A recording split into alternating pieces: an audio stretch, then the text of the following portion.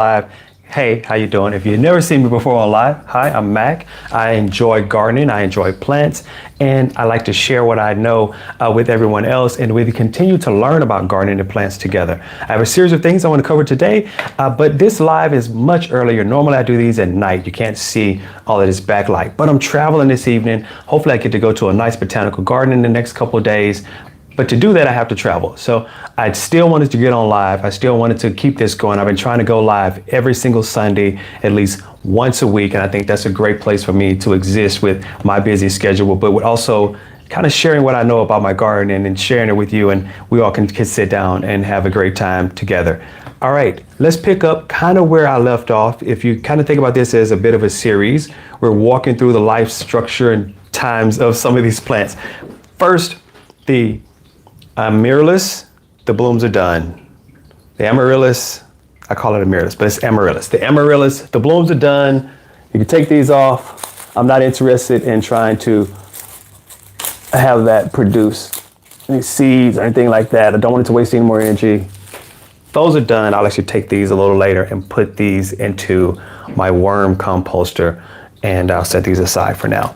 But these blooms are done. They were beautiful. Go back and look at some of those videos of previous lives, and you'll see the blooms that came out of that. Two beautiful stalks.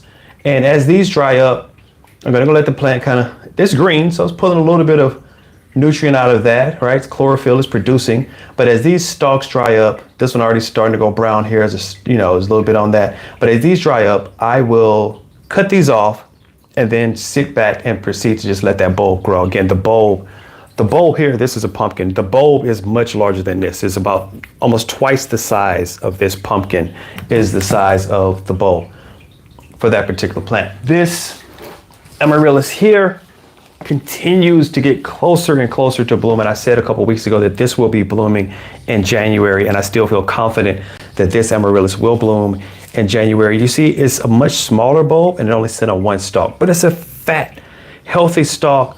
And they typically have those two stripy leaves, strappy leaves.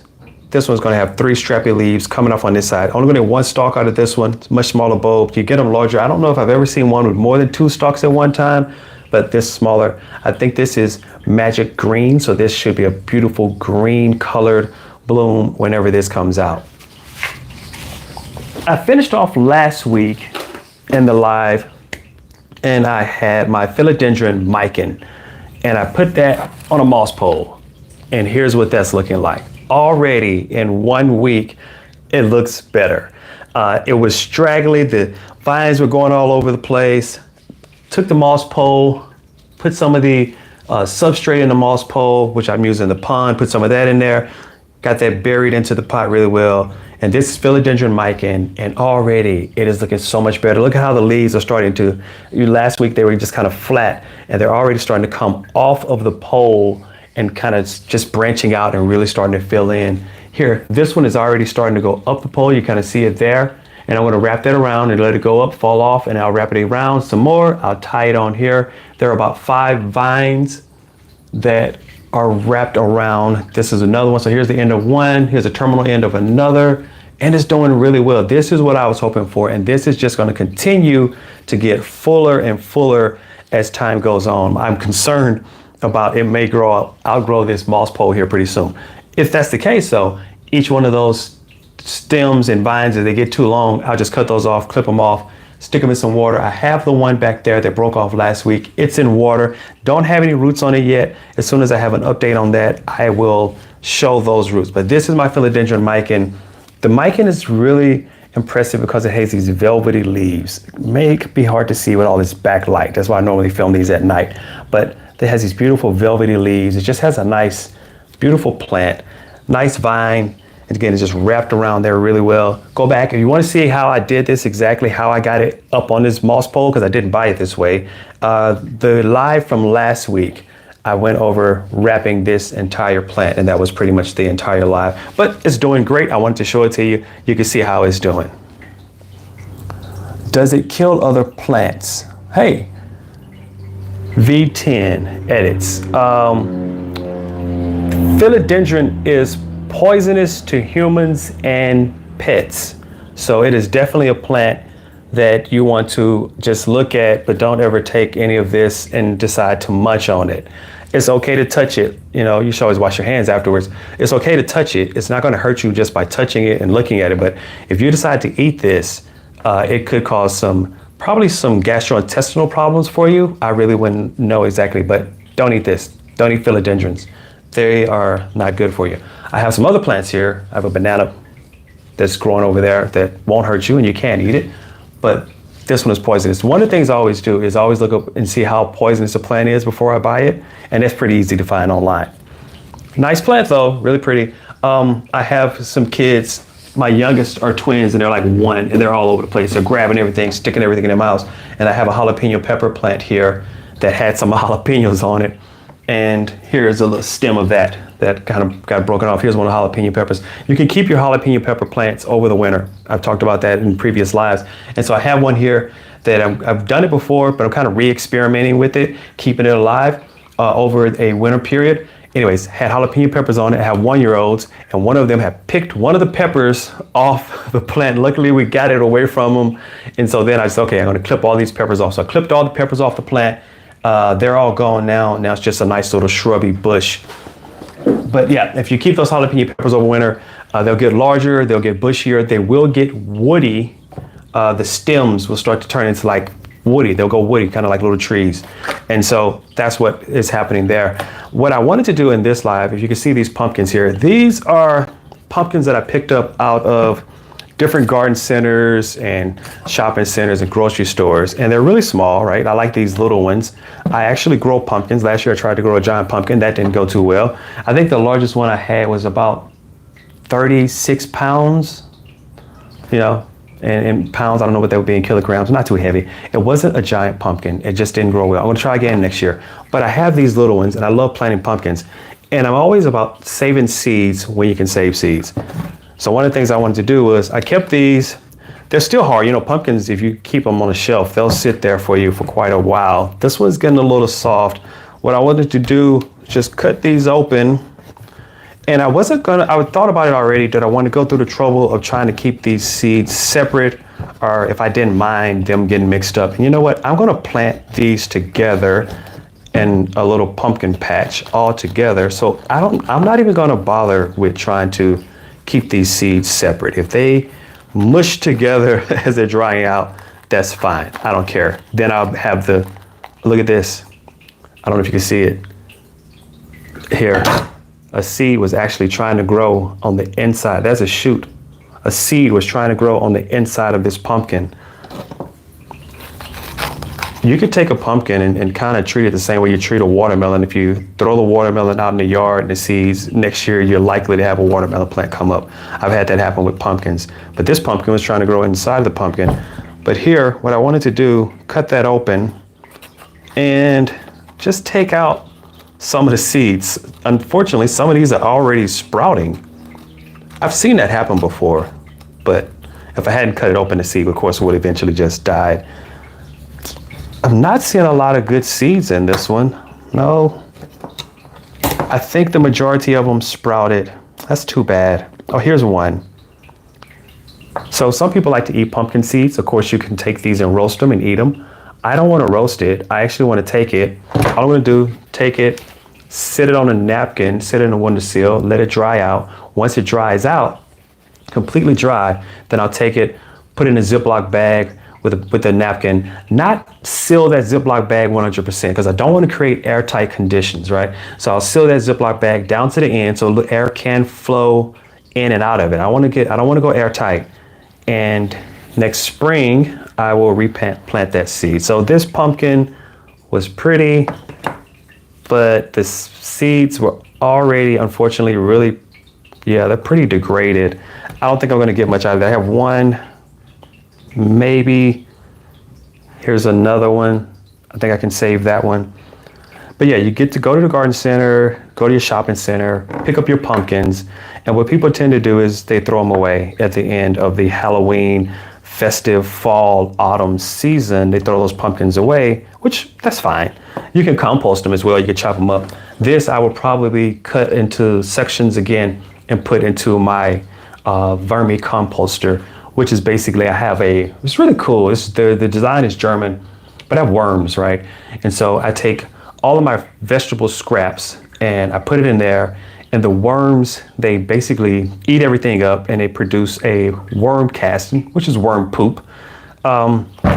And I like to use that as a fertilizer. You can use that as a fertilizer compost tea. Some people do that with it. I typically just use it as a top dressing. I'll take that and put it around some of the plants, the compost, the vermicompost. All right, didn't get much out of this one. Let's move on to the next one. A little harder, because this one was actually going soft. This one is a little larger, a little harder. Hopefully, yeah, that's a little harder to cut into. Hopefully I can get more seeds out of this one. If this goes well, then I don't think I have to buy very many seeds next year. I actually bought a couple of these. I'm gonna just cut this in half. I bought a couple of these pumpkins specifically for the purpose of collecting the seeds. Now, I have to say, how this pumpkin looks may not be exactly what the seed looks like, because if this pumpkin was grown in a field, there's some better seeds in here. Is this pumpkin? Yeah, look at that. There's a nice seed here. Several. Has a nice little pumpkin seed.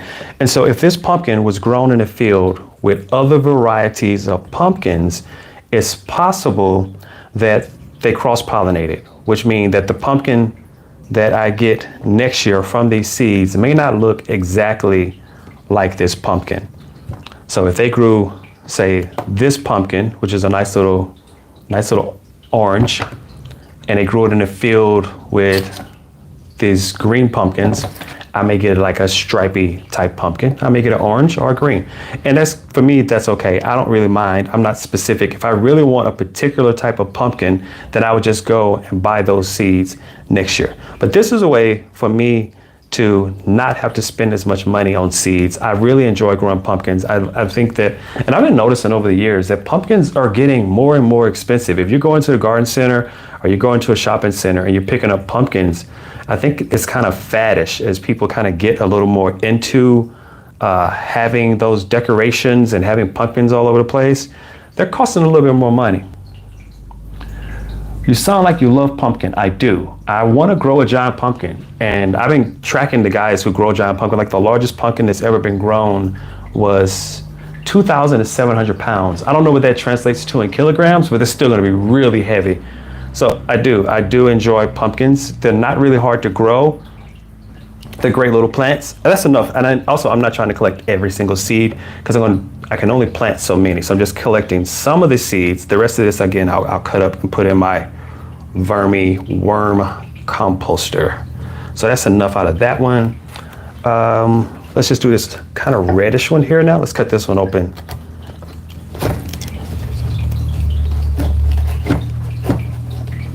Let me see if I'm missing any comments.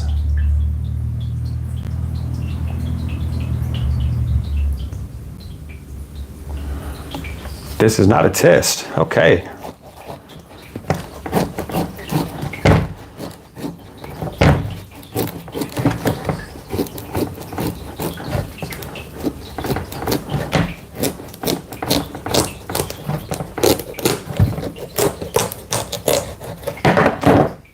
Oh yeah, that's really nice. And a lot of great seeds in here. Oh, this one smells different. Very aromatic, very pumpkin-y. Not pumpkin spice. If you go to Starbucks and all of those places and you get into pumpkin spice. Of course, almost all of these are edible. You could roast them if you wanted to eat them. I've done that before, and I don't want to say, the first word that comes to mind isn't accurate. The first word that comes to mind is gamey. I mean, it can't be gamey because it's a vegetable fruit thingy, right? It's not meat, so it can't be gamey. But I guess the other term would be earthy. If you're gonna just eat a random pumpkin, make sure you get the kind of the variety that is known for being eaten, and don't just grab a normal jack-o'-lantern style pumpkin. It may not taste very good. But it's really easy to save these pumpkin seeds. When you put them out though, you do want to make sure that it's one level one layer. You don't want them to be stacked on top of each other, because if they're stacked on top of each other first, as they dry, they may very well stick to each other, and you don't want them to stick to each other. They can do that. The other thing is, if they may rot if they're stacked. So you want just one layer. This is a great pumpkin. It has a lot of really good seeds in this one. Okay, I don't want to take out too many. Again, I'm just pulling a selection of seeds out of each one. I don't want to get too many out of, and I have 2 more to go. Now this is a really pretty pumpkin. I think this is Casper. I mean, this is hard. This could easily sit here until the spring, especially in these dry conditions in this room. Easily sit here till the spring. So I think this variety, I think, is called Casper. Nice white pumpkin, very hard, thick hold, pretty like ribbing on it. So I definitely want to get some seeds out of this one.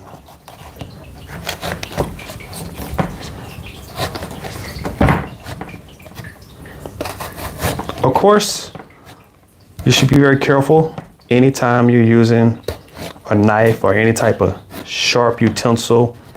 You should be very, very careful. If you're not familiar with it, cutting into pumpkins can be difficult because they go from being very firm and then they can give really quickly. So you have to be very careful. Please, I would not want anyone to hurt themselves doing this. Especially like this one is really firm. But let's pop the top. Of course, it's the same way you make it if you want to have your jack-o'-lantern. Look at that. And the seeds are really small. Different smell, not very fragrant, but just a lot of those seeds. And think about it. So you buy pumpkin seeds, a pack of seeds, and you're only gonna get like maybe 10 out of that. Look how many seeds just came out of there. That's not even all of it. It's not even half of them. Oh, these are really nice. And these seeds, I can tell, are in great condition. The shapes are really good. They're not oddly shaped. They're not flat. They're not bulbous. They haven't started to sprout. Okay, again, I don't want to get too many, but I do like this pumpkin. This is really pretty. I do like that color. All right, let's set that to the side. And here's the last one, which is this beautiful green. I think this is one of the varieties that people tend to eat a bit more. I grew some really cool green knotty pumpkins earlier. I've already collected the seeds out of those. These were some that I set aside. Now, I will tell you, you have to be careful. If you do have pumpkins, wow, that's really hard. That's really hard. I get creative with this one.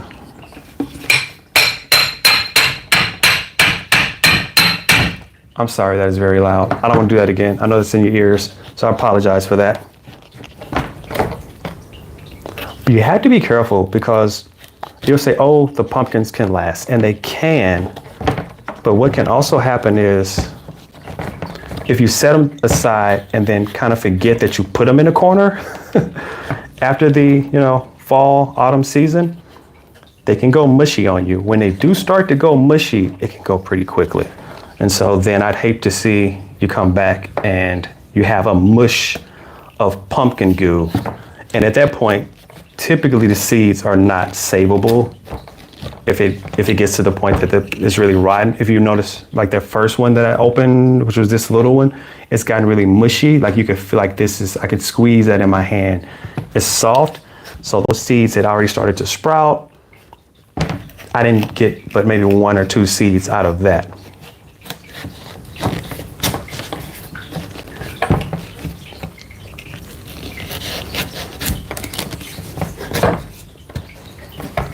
Just slowly, just kind of turning. This pumpkin is incredibly hard. And a serrated knife, this is half serrated, but if you're going to do this, when I'm carving jack-o'-lanterns, I use a serrated knife, and I should have went and picked it up for this project, but I really didn't think that this would be so difficult. But this is like, oh wow, that smells divine. Really great, really great smell. And you see how, let me show you why this is an eaten pumpkin. What I mean by that is, look at all that flesh, all that beautiful orange flesh in there. So if you want to eat a pumpkin, this is the kind you want because you have all this beautiful flesh in there. You look at this jack-o'-lantern style pumpkin and you see there's not much of the flesh in there. Here's another example. Not much there.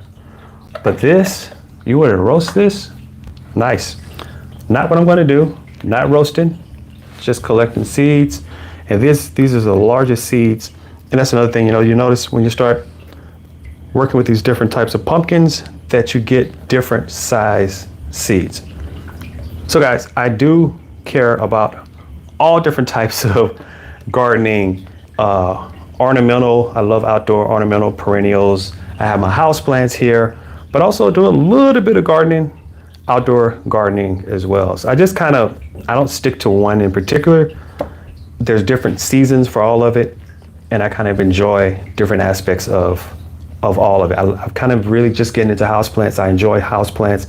I love ornamental perennials, perennial borders, going into those classical borders, just at Kew Garden and some other places. I love doing that. But then on just a casual day, I love being at home and planting some plants in the backyard. If you've never had a garden, I would highly encourage you, find a little spot, even if it's just a pot, and plant something. And you can water it and watch it grow. And, at the end of this season, you'll have something there for you to look at, eat, or just enjoy the aspects of growing it.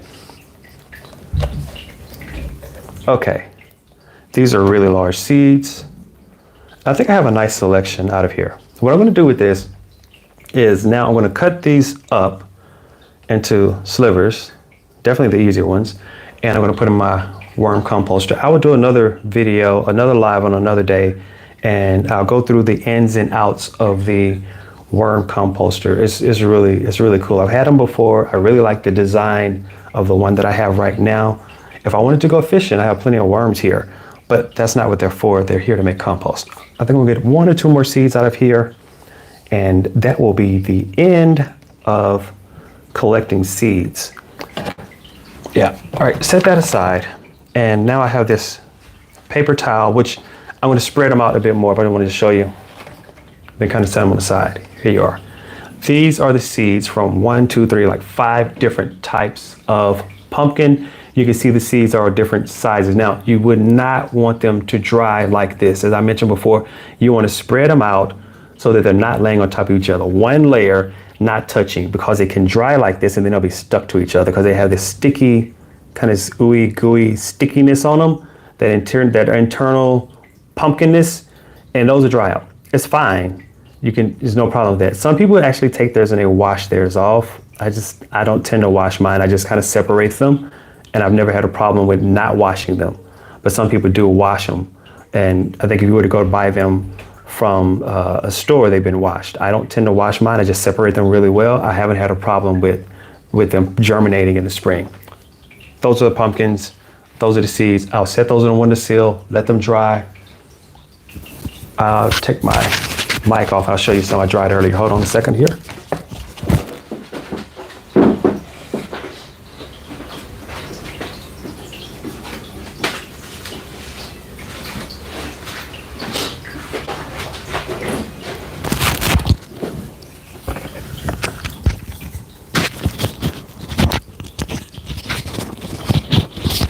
And so here are, this says, I can barely read it, green and orange pumpkin.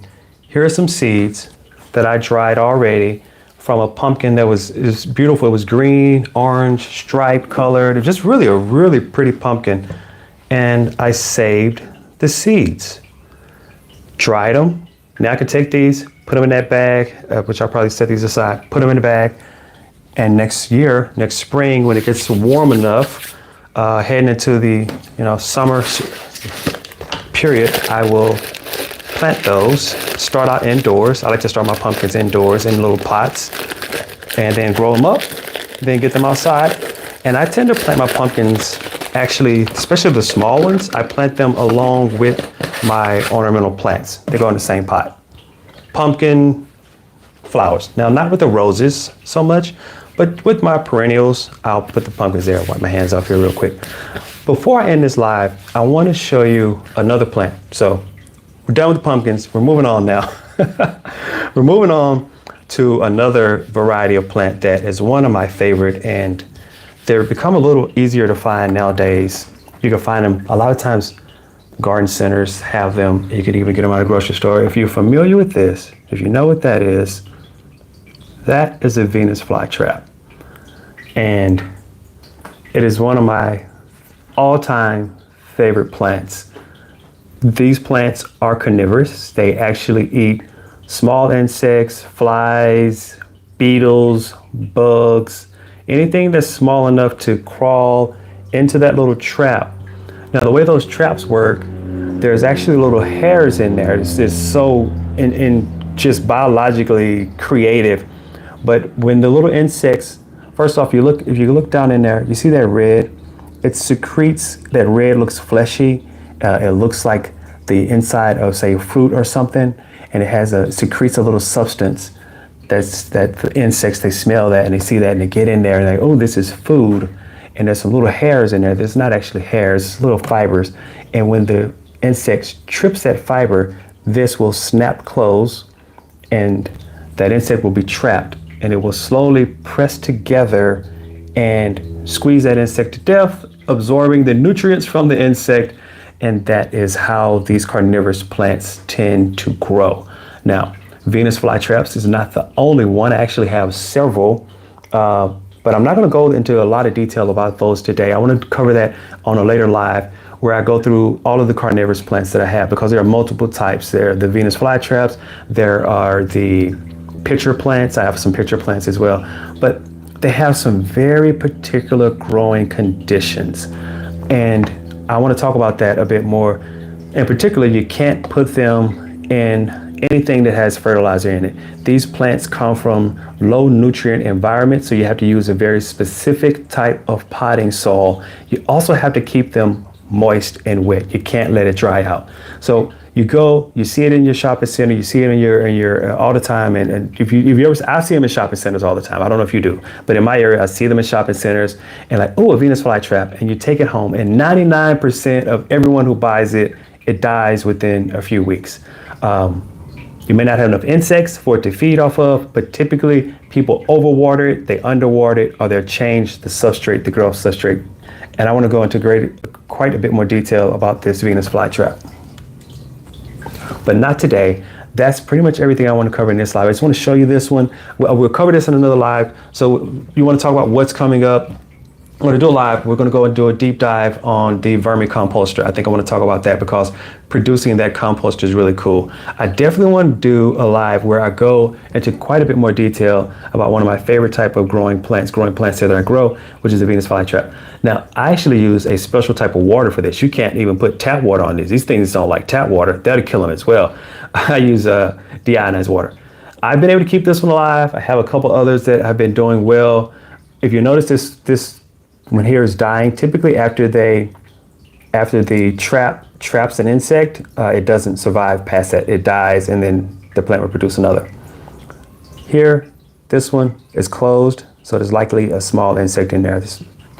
I just love Venus flytraps. I like weird and odd plants, and I think the Venus flytrap is one of the coolest and oddest plants that you can find anywhere in the world. So we'll be covering this in another live where we'll go into quite a bit more detail. As I mentioned earlier, I'm traveling today, but I did want to jump on here. And for everyone who normally watches these live with me, I normally do them around 7 p.m. British time, which is where I'm at, 7:30, between 7:38. I tried to lock it down to the exact time. I'm working on that. But I'm doing it a bit earlier today because I'm traveling. I'm hoping to get to a botanical garden here in the next couple of days. So I won't be here this evening, but I still wanted to jump on a live here with you guys and show you some plants, learn some things, go through some stuff, talk about it.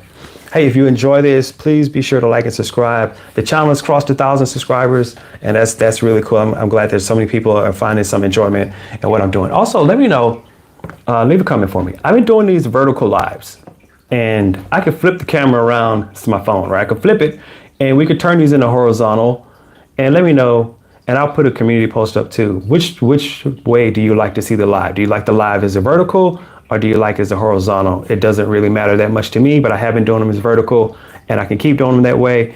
And if you like vertical, let me know. If you want to see it horizontal, let me know. Okay, guys, I'm about to hit the road, and I hope you have a great week. Hopefully, I will see you back here next Sunday.